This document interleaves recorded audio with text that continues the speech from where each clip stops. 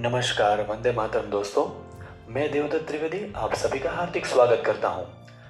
अब हम बात करेंगे यूपीएससी की मेंस एग्जाम के बारे में। तो जो कैंडिडेट जीएस पेपर 1 में मैक्सिमम स्कोर अटेंड किया होगा, अचीव किया गया, उसी को मेंस एग्जाम में अपीयर होने का चांस मिलेगा।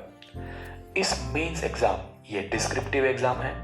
टोटल 9 पेपर्स पूछे जाते हैं। तो अब हम देखते हैं उसके एग्जाम पैटर्न के बारे में।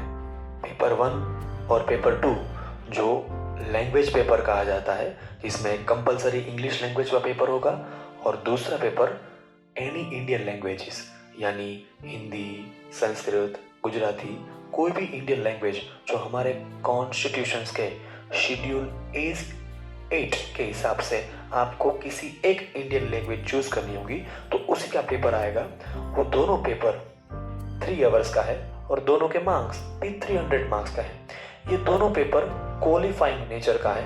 उसका मतलब इस पेपर में आपको जस्ट क्वालिफाई करना है। तो कितना परसेंटेज लाना होगा? तो उसमें आपको ओनली 25% लाना होगा।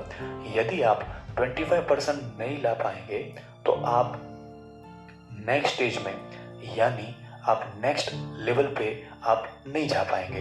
प्लीज नोट कीजिएगा, ये जो दोनों पेपर हैं उसके साथ आप 7 पेपर को अटेम्प्ट करना होगा। लेकिन यदि आप 2 पेपर में क्वालिफाई नहीं होते तो आपके नेक्स्ट 7 पेपर्स हैं वो चेक नहीं किए जाएंगे।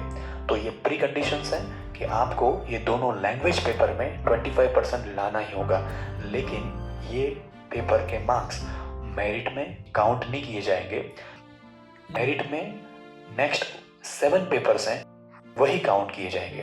तो अब हम बात करेंगे जो मेरिट में काउंट किए जाते हैं उसी के पेपर में। सबसे पहले पेपर है ऐसे, फिर general studies 1, 2, 3, 4 and optional paper 1 and 2। ये 7 पेपर्स का टोटल ड्यूरेशन 3 आवर्स है। इस 7 पेपर्स का टोटल मार्क्स है 250 मार्क्स, यानी टोटल मार्क्स हो गए 1750। इसी 1750 मार्क्स के आधार पे ही डिसाइड किया जाएगा कि आप नेक्स्ट स्टेज यानी पर्सनालिटी टेस्ट में आप अटेंड कर पाओगे या नहीं।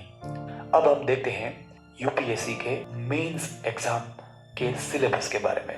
इस सिलेबस में जीएस पेपर 1, 2, 3 और 4 उसके कंटेंट के हिसाब से ही कैंडिडेट को प्रिपरेशंस करना है, और उसी तरह ऑप्शनल सब्जेक्ट्स वो आपको चूज करना होगा।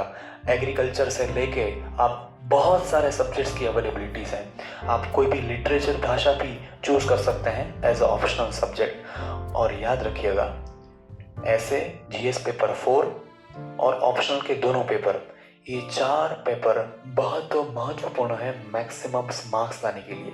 तो जो भी सक्सेसफुल कैंडिडेट होता है उसकी स्ट्रेटेजी यही होती है कि 7 पेपर में से 4 पेपर में, यानी ऐसे पेपर, जनरल स्टडीज पेपर 4 और ऑप्शनल के दोनों पेपर, इस चारों पेपर में मैक्सिमम मार्क्स लाने की कोशिश करते हैं जिससे कट ऑफ में वो आ सके।